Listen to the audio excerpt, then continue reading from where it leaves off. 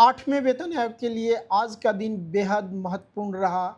सैनिकों, पूर्व सैनिकों और केंद्रीय कर्मचारियों की सभी मांगें आयोग के समक्ष रखी गई। आज के इस अपडेट में केवल उन्हीं मांगों पे बात करेंगे जिनका सीधा असर आपके सैलरी, पेंशन और अदर अलाउंसेस पे पड़ने वाला है।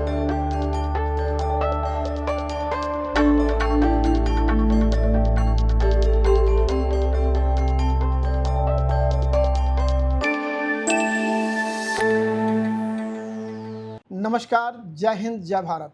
डिफेंस रिलेटिव ग्रुप के डिफेंस वेलफेयर न्यूज़ पे आपका स्वागत है, जहां पे हम बात करते हैं डिफेंस पैरामिलिट्री पर्सन एवं उनके परिवार के वेलफेयर की और उनसे जुड़े मुद्दों की। तो आज की खास बात है 8वें वेतन आयोग पे। 8वें वेतन आयोग की आज पूर्व सैनिकों द्वारा एक मेमोरेंडम सौंपा गया है आयोग के अध्यक्ष के समक्ष। उसमें क्या क्या बातें हुई हैं और विशेष करके जो मांगे जिनके ऊपर जिसमें आपका अदर बेनिफिट इफेक्ट होने वाला है उसके ऊपर बात करेंगे। साथियों, 8वें वेतन आयोग पे सैनिकों, पूर्व सैनिकों एवं उनके परिवार के लिए जो विशेष मांग है, जिसके ऊपर आयोग के समक्ष जो ज्ञापन दिया गया है, जो इन्फॉर्मेशन दी गई है, जो मांग रखी गई है, आज उनके ऊपर चर्चा करेंगे और उससे कितना फ़ायदा होने वाला है और आपको उससे क्या लाभ होगा। तो हम शुरुआत करते हैं। जो सबसे पहली डिमांड है, तो साथियों सबसे पहली जो डिमांड है फिटमेंट फैक्टर से आपकी सैलरी, आपका पेंशन इफेक्ट होने वाला है और लगातार इस पे हम चर्चा कर रहे हैं फिटमेंट फैक्टर कितना होना चाहिए।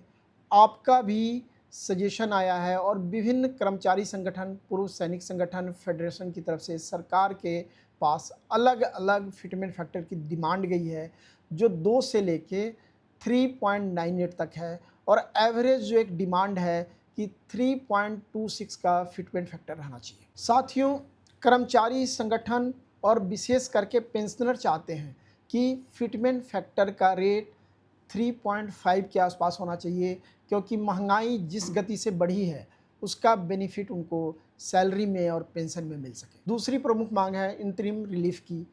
साथियों, 1 जनवरी 2026 से 8वें वेतन आयोग को लागू होना था, ऑलरेडी डिले हो चुका है, जिसके कारण जो बेनिफिट उनको 1 जनवरी 2026 से मिलने वाला था वो डिले होगा।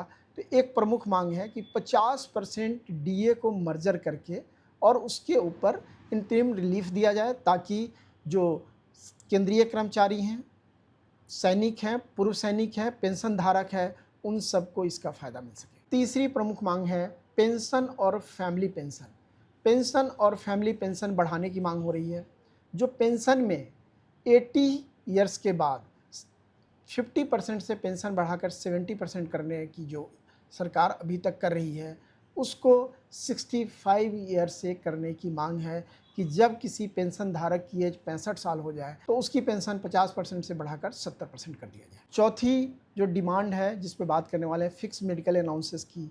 जिस तरह से मेडिकल का खर्च बढ़ा है, जो लोड जो पूर्व सैनिकों के ऊपर, जो पेंशन धारकों के ऊपर और उनके परिवार के ऊपर है, तो जो फिक्स मेडिकल अलाउंसेस है उसको बढ़ाया जाए। जो अगली जो डिमांड है विशेष करके ओआरओपी में विसंगतियाँ, 1 रैंक 1 पेंशन। यहाँ हम बात करेंगे ओआरओपी में समान रैंक समान सेवा अवधि के आधार पर पेंशन में, समान रैंक समान सेवा अवधि के आधार पर पेंशन में पूर्ण समानता करने की मांग की गई है, ताकि सभी लोगों को इसका फ़ायदा हो और रिवीजन हर 2 साल पे इसका हो।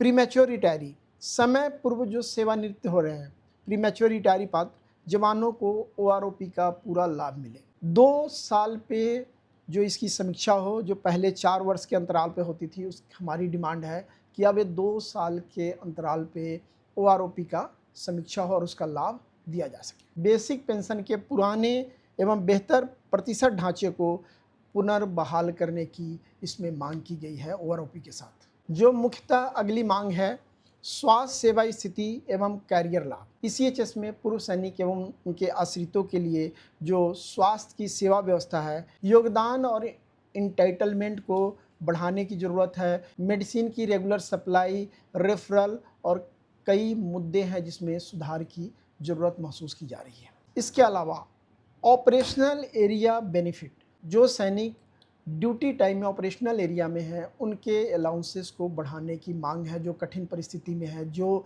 हाई एल्टीट्यूड में हैं, तो उनका जो एडिशनल बेनिफिट है उसको बढ़ाया जाए। Next, MSCP modified assured career programme के नियमों के बेहतर करबद्ध करियर और वित्तीय अपग्रेडेशन को सुनिश्चित की जाए।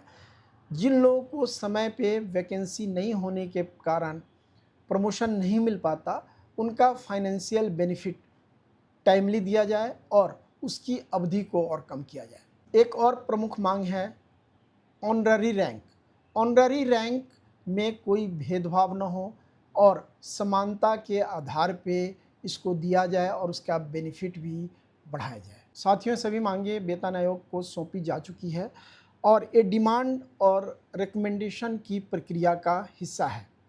इन मांगों को अभी आप फाइनल अप्रूवल न समझें, इसमें रिकमेंडेशन पे विचार करके इसको कैबिनेट के पास भेजा जाएगा। कैबिनेट की स्वीकृति के बाद फाइनल मुहर इसके ऊपर सरकार लगाएगी, फिर एक डेट डिसाइड होगा और उसके बाद 8वें वेतन आयोग का बेनिफिट आप सभी को मिलेगा।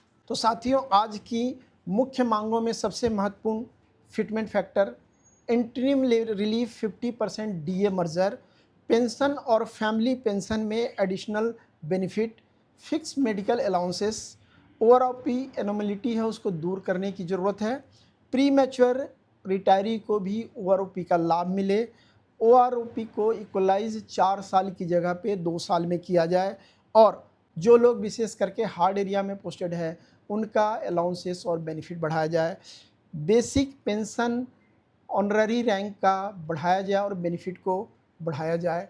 जिन लोगों को टाइमली प्रमोशन नहीं मिल पा रहा है वैकेंसी नहीं होने के कारण, उनको फाइनेंशियल बेनिफिट रैंक के अनुसार दिया जाए। साथियों, ये थी हमारी प्रमुख मांगे। अब देखना है कि पे कमीशन किन किन मांगों पे गौर करती है, उस मांगों पे सरकार के समक्ष अपनी बात किस तरह से रखती है, रिकमेंडेशन किस तरह से करती है और उसका बेनिफिट हमें कितना मिलता है। साथियों, एक बहुत इम्पोर्टेंट हमने मुख्य मांगे जो हमारी है आपको बता दी है। आप हमें बताएं कि इनमें से कौन सी मांग सबसे ज़्यादा इम्पोर्टेंट है, फिटमेंट फैक्टर क्या होना चाहिए, जो लोग हार्ड एरिया में पोस्टेड हैं उनको अलाउंसेस कितना मिलना चाहिए, जो टाइमली प्रमोशन नहीं मिल पा रहा है उनको एमएससीपी का लाभ कितना मिलना चाहिए।